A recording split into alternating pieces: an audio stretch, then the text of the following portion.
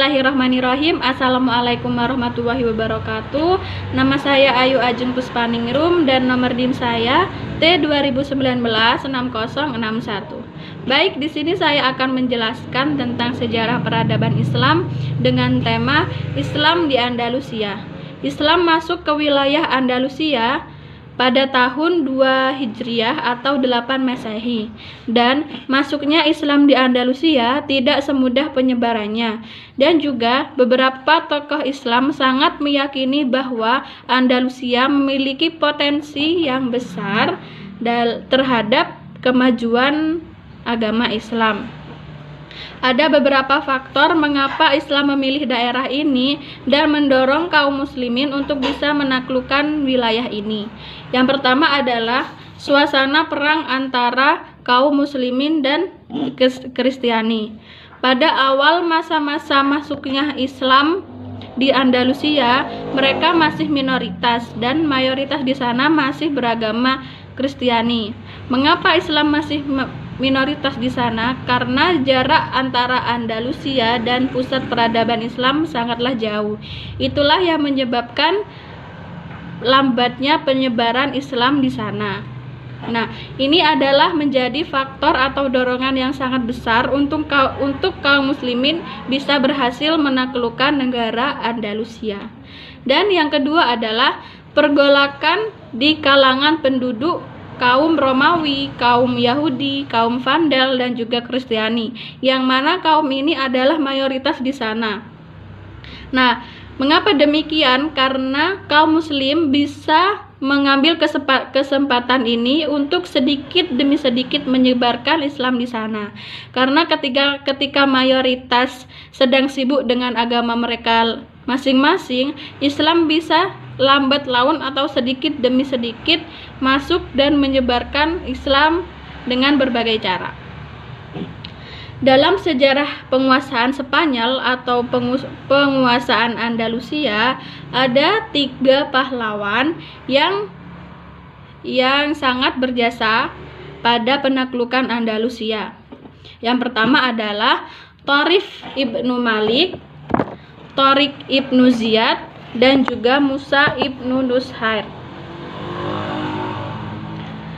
Yang pertama, Tharif ibnu Malik. Dia adalah orang pertama yang sukses menyeberangi Selat Maroko dan benua Eropa. Dan yang kedua, Tariq ibnu Ziyad. Ia terkenal menaklukkan Spanyol karena jumlah pasukannya yang besar. Pasukan Tariq ibnu Ziyad adalah 100.000 pasukan, dan otomatis pasukan ini sangatlah efektif atau sangatlah membantu kaum muslim dalam proses penyebaran Islam di Andalusia. Kemudian yang ketiga adalah Musa ibnu Nushair. Ini adalah salah satu tokoh yang sangat terkenal dalam sejarah Islam karena beliau adalah salah satu otak atau yang menyusun strategi bagaimana kaum muslim bisa menyebarkan Islam di sana. Beliau jugalah yang mengangkat Tariq ibnu Ziyad untuk memimpin 100.000 pasukan tersebut. Dan yang menjadi faktor yang paling besar mengapa Islam sangatlah ingin menaklukkan negara Andalusia, karena Islam atau kaum muslim mengetahui bahwasanya kondisi wilayah di Andalusia secara tidak langsung memiliki penduduk dengan keterbelakangan dan juga keterbatasan dan juga kebodohan yang sangat besar. Bahkan hampir semua rakyatnya memiliki keterbelakangan dan juga kebodohan. Kezaliman di sana menjadi sistem para pemimpin Andalusia, karena para pemimpin di sana sangatlah menguasai kekayaan negara itu. Dan juga sementara rakyat di sana sangatlah sengsara atau hidup dalam kemiskinan yang luar biasa. Jadi pada saat itu, sebelum Islam menyebar atau sebelum kaum muslim menyebarkan Islam di sana, kondisi pemerintahan kaum Andalusia sangatlah tidak baik atau kezaliman di sana menjadi sistem yang paling besar pada saat itu, di mana semua pemimpin sangatlah sejahtera. Sementara semua rakyat di sana sangatlah sengsara. Bahkan pada zaman itu tanah atau sepetak tanah bisa ditukar dengan nyawa manusia. Nah, itulah mengapa kaum muslim sangat ingin menaklukkan wilayah Andalusia agar kaum muslim bisa menyebarkan semua ajaran-ajaran Islam dan juga merubah sistem pemerintahan mereka menjadi lebih baik dan juga mengganti semua proses kepemimpinan mereka menjadi kepemimpinan Andalusia agar tidak ada kedoliman di dalamnya. Dan juga tujuan kaum muslim bukan menaklukkan Andalusia bukan hanya menambahkan wilayah atau memperluas wilayah kaum muslim, akan tetapi tujuan yang paling utama adalah berdakwah di jalan Allah dan mengajarkan agama ini kepada manusia. Sebagaimana kita ketahui, agama Islam adalah agama yang paling baik, yang terbaik, dan juga yang paling bisa menunjukkan kita ke jalan yang benar. Mungkin itu saja singkat dari sejarah peradaban Islam dalam tema Islam di Spanyol, bagaimana keadaan penduduk Spanyol atau Andalusia sebelum Islam ada, dan juga bagaimana siapa saja yang berpengaruh dalam masuknya Islam di Andalusia. Semoga bermanfaat dan semoga kalian juga paham. Wabillahi taufiq wal hidayah. Wassalamualaikum warahmatullahi wabarakatuh. Assalamualaikum warahmatullahi wabarakatuh. Nama saya Madwi Ratna. Saya akan menjelaskan tentang kemajuan peradaban Islam di Spanyol. Kurang lebih dari 7 abad lamanya, kekuasaan Islam di Spanyol banyak mendapatkan kejayaan yang dicapai oleh umat Islam. Yang pertama yaitu pada bidang filsafat. Pada masa pemerintahan umat Islam di Spanyol, perkembangan filsafat itu banyak diminati. Contohnya, di Spanyol sendiri, pada saat Islam berkuasa, ada tokoh yang muncul seperti Ibnu Arabi bin Yahya. Yang kedua yaitu pada bidang sains. Umat Islam di Spanyol banyak melahirkan tokoh sains yang kita kenal pada bidang matematika yaitu Ibnu Sina. Pada bidang kimia dan astronomi ada Abbas Ibnu Fama. Pada ahli dalam obat-obatan yaitu ada Ahad Ibnu Ibas.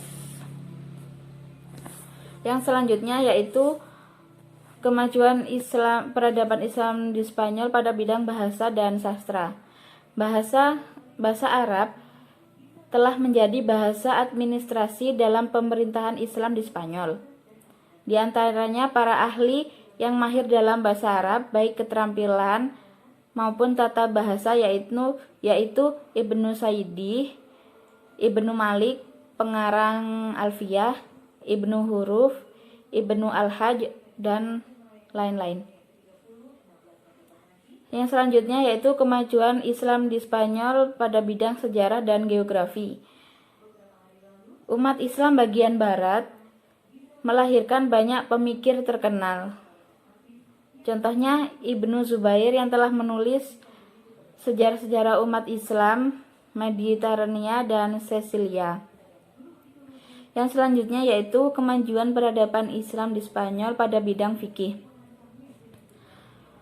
Umat Islam di Spanyol dikenal sebagai penganut mazhab Imam Maliki yang diperkenalkan oleh Ziyad ibnu Abdurrahman.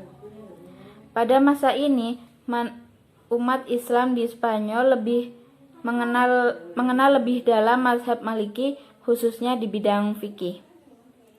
Yang selanjutnya yaitu pembangunan fisik. Pada masa ini ditandai dengan adanya perpustakaan, jembatan, irigasi, roda air, dan sebagainya. Dan ada yang berarsitektur tinggi yaitu Istana Al-Hamroh yang dirancang oleh arsitektur terkenal di dunia. Terima kasih, itu saja dari saya. Wassalamualaikum warahmatullahi wabarakatuh. Oke, saya akan melanjutkan presentasi kelompok saya, yaitu tentang faktor pendukung kemajuan Spanyol. Kemajuan Spanyol ini ditentukan oleh para penguasa yang kuat dan berwibawa, sehingga mereka bisa mempersatukan umat Islam, yaitu pada penguasaan Abdurrahman Al-Dakil, Abdurrahman Al-Wasid, dan Abdurrahman Al-Nasir. Nah, keberhasilan mereka tersebut, keberhasilan politik seperti apa? Keberhasilan politik seperti mereka itu menerapkan sikap toleransi untuk beragama, sehingga kaum Kristen dan Yahudi itu membantu peradaban Islam di Spanyol.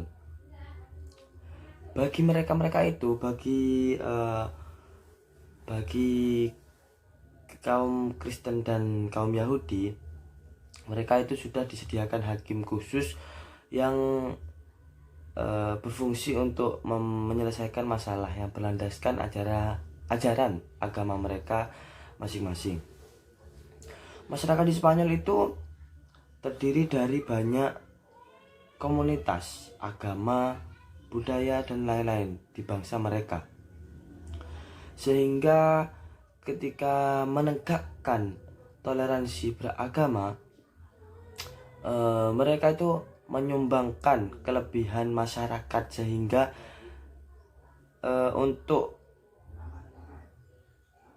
bertoleransi atau untuk menekan sekecil-kecilnya tentang masalah agama, atau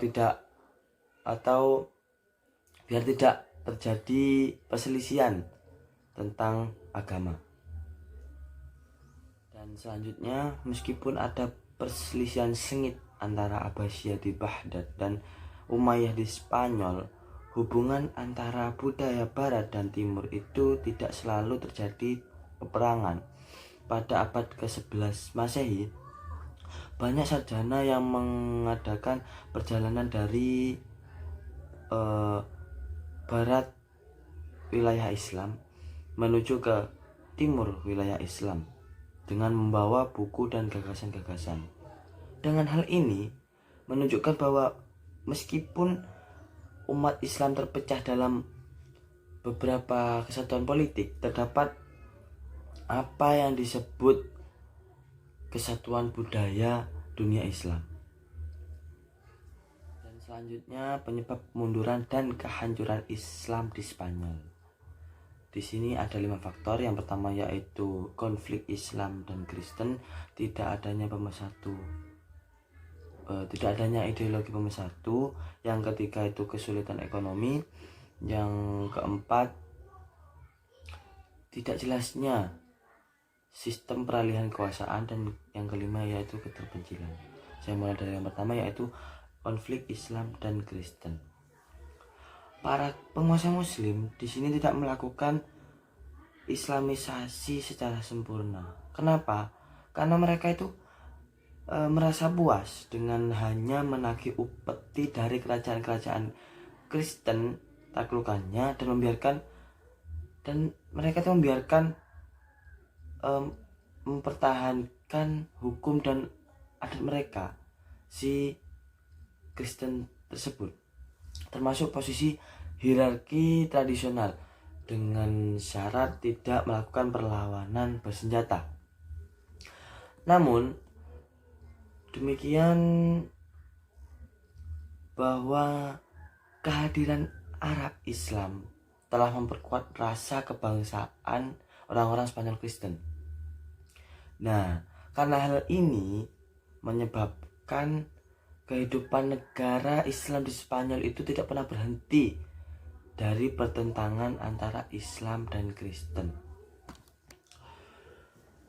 Dan pada abad 11 tersebut, umat Kristen memperoleh kemajuan yang besar, sedangkan dari Islam sendiri mengalami kemunduran. Bahkan banyak orang-orang Kristen itu memakai nama Arab dan meniru cara hidup lahiriah seorang